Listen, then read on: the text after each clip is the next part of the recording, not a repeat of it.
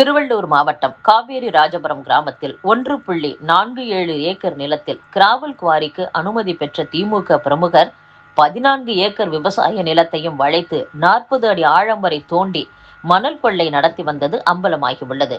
இந்த அத்துமீறலை தடுக்க வேண்டிய மாவட்ட நிர்வாகமும் உடந்தையாகிவிட்டதாக அப்பகுதி விவசாயிகள் குற்றம் சாட்டியுள்ளனர். திருவள்ளூர் மாவட்டம் திருவாலங்காடு ஒன்றியம் காவேரி ராஜபுரம் கிராமத்தில் 385 பிசி என்ற சர்வே எண்களில் 1.47 ஏக்கர் தரிசு நிலம் உள்ளது.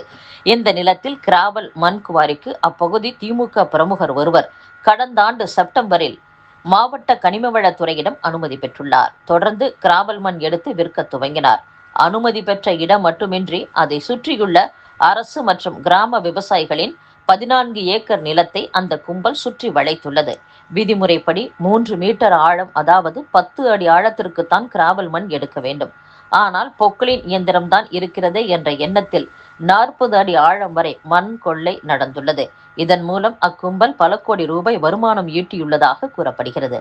மண் கொள்ளை குறித்து திருவள்ளூர் மாவட்ட ஆட்சியர், கனிமவளம், காவல், வருவாய்த்துறை உள்ளிட்ட அதிகாரிகளிடம் 3 மாதங்களாக கிராம மக்கள் புகார் அளித்தும் பயனில்லை. குவாரி நடத்துவது ஆளும் கட்சிக்காரர் என்பதால் அதிகாரிகள் நடவடிக்கையும் எடுக்கவில்லை என்று கூறப்படுகிறது. தற்போது தேர்தல் நடத்தை விதிகள் அமலுக்கு வந்துள்ளதால் குவாரியில் மண் எடுப்பது நிறுத்தப்பட்டுள்ளது. ஆளும் கட்சி தாக்குதல் மற்றும் நெருக்கடி இருக்காது என்பதால் தற்போது உள்ளூர் மக்கள் மற்றும் விவசாயிகள் குவாரியை பார்வையிட்டனர். அங்கு அதிகப்படியான மண் அள்ளப்பட்டு விவசாய நிலங்கள் சுரங்கம் போல் மாறியிருப்பதை கண்டு விவசாயிகள் அதிர்ச்சி அடைந்தனர். கோவை தெற்கு தொகுதியை காங்கிரசுக்கு ஒதுக்க நேர்காணலில் திமுகவினர் எதிர்ப்பு தெரிவித்துள்ளதாக கூறப்படுகிறது. தமிழக சட்டசபை தேர்தலில் திமுக சார்பில் போட்டியிட விருப்ப மனு கொடுத்தவர்களிடம் சென்னையில் திமுக தலைவரும் முதலமைச்சருமான ஸ்டாலின் நேர்காணல் நடத்தி வருகிறார்.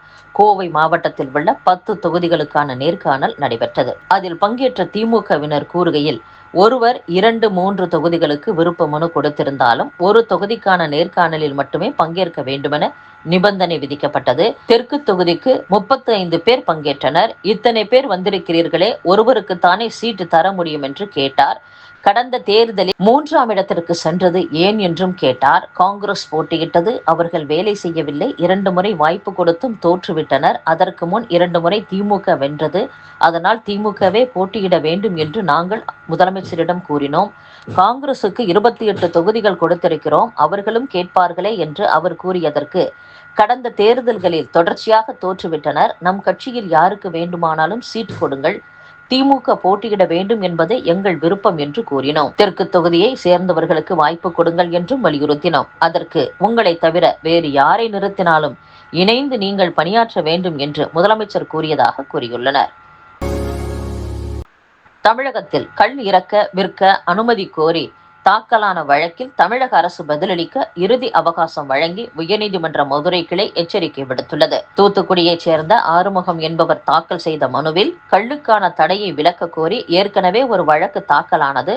அதன் விசாரணையின் போது கள்ளில் போதைக்காக பல வேதிப்பொருட்கள் கலக்கப்படுவதால் தடை விதிக்கப்பட்டுள்ளது. கள் உடல் நலனுக்கு கேடு என அரசு தரப்பில் தெரிவிக்கப்பட்டது. வெளிநாட்டு மதுபானங்களின் விற்பனையை பெருக்குவதற்காகவே கள்ளுக்கு தடை விதிக்கப்பட்டுள்ளது. வெளிநாட்டு மதுபானங்களை விட கள்ளில் குறைவாகவே போதை உள்ளது. எனவே மதுவிலக்கு சட்டத்தில் கள் இறக்கவும் விற்கவும் தடை விதிக்கப்பட்டிருப்பதை நீக்க வேண்டும். தனி மற்றும் மருத்துவ பயன்பாட்டிற்காக பனைமரங்களில் இருந்து கள் இறக்கவும் விற்கவும் அனுமதி வழங்க உத்தரவிட வேண்டும் என்று அந்த மனுவில் குறிப்பிட்டிருந்தார். பொதுமக்கள் பார்வைக்காக பெரிய அளவிலான கூண்டுகளில் அடைக்கப்பட்ட வேடந்தாங்கல் பறவைகள் கொத்து கொத்தாக செத்து மடிந்ததால் சென்னை கிண்டி சிறுவர் பூங்கா திடீரென மூடப்பட்டது. அது மீண்டும் எப்போது திறக்கப்படும் என்று அறிவிக்கப்படவில்லை. சமூக வலைதளங்களில் ஒருவரின் அனுமதியின்றி அவரது அடையாளம், குரல் அல்லது தோற்றத்தை தவறாக சித்தரிக்கும் மற்றும் வாக்காளர்களை திசை திருப்பக்கூடிய பதிவுகள் முற்றிலுமாக தடை செய்யப்பட்டுள்ளன என்று தமிழக தலைமை தேர்தல் அதிகாரி அர்ச்சனா பட்நாயக் தெரிவித்துள்ளார். மயான பிரச்சனையை தீர்க்க முன்வராத அரசியல்வாதிகள் யாரும் கிராமத்திற்குள் ஓட்டு கேட்டு வரவேண்டாம் என்று மக்கள் பேனர் வைத்து பரபரப்பை ஏற்படுத்தியுள்ளனர். திருப்பத்தூர் மாவட்டம் நாற்றம்பள்ளியை அடுத்த ஆத்தூர் குப்பம் பஞ்சாயத்துக்கு உட்பட்ட வெள்ளாளனூர் கிராமத்தைச் சேர்ந்த ஆதி திராவிட மக்கள் 1996ஆம் ஆண்டு முதல் அரசு புறம்போக்கு இடத்தை மயானமாக பயன்படுத்தி வருகின்றனர். அந்த இடத்தை அதே பகுதியைச் சேர்ந்த தனிநபர் தனக்கு சொந்தமென நீண்ட நாட்களாக உரிமை கொண்டாடி வருகிறார். இதனால் இறந்தவர்களின் உடலை தகனம் செய்ய மக்கள் செல்லும் போதெல்லாம் தகராறு ஏற்படுகிறது. எனவே மயான இடத்திற்கு நிரந்தர தீர்வு காண வலியுறுத்தி அப்பகுதி மக்கள் நீண்ட நாட்களாக கோரிக்கை விடுத்தனர். இதுவரை எந்த அரசியல் கட்சியினரும் பிரச்சினைக்கு தீர்வு காண முன்வராததால் ஆத்திரமடைந்த அப்பகுதி மக்கள் ஓட்டு கேட்டு யாரும் தயவு செய்து எங்கள் ஊருக்குள் வர வேண்டாம் என்று கிராமத்தில் பேனர் வைத்துள்ளனர். பண முறைகேடு தடுப்பு சட்ட வழக்கில் சத்தீஸ்கரை சேர்ந்த பேர்ஸ் குழுமத்திற்கு சொந்தமான மேலும் 5000 கோடி ரூபாய் மதிப்பிலான சொத்துக்களை அமலாக்கத்துறை முடக்கியுள்ளது. மேற்காசிய பிராந்தியத்தில் நடைபெற்று வரும் போரில் அங்குள்ள உள்கட்டமைப்புகள் மீது தாக்குதல் நடத்தப்படுவதற்கு பஹ்ரைன் மன்னர் ஹமத் பின் இசா அலி கலீஃபாவிடம் பிரதமர் மோடி தொலைபேசியில் கண்டனம் தெரிவித்துள்ளதாக கூறப்படுகிறது. ஈரானுடனான போரில் உதவுவதற்கு நேட்டோ அமைப்புக்கு தைரியம் இல்லை என அமெரிக்க அதிபர் டொனால்ட் ட்ரம்ப் விமர்சித்துள்ளார்.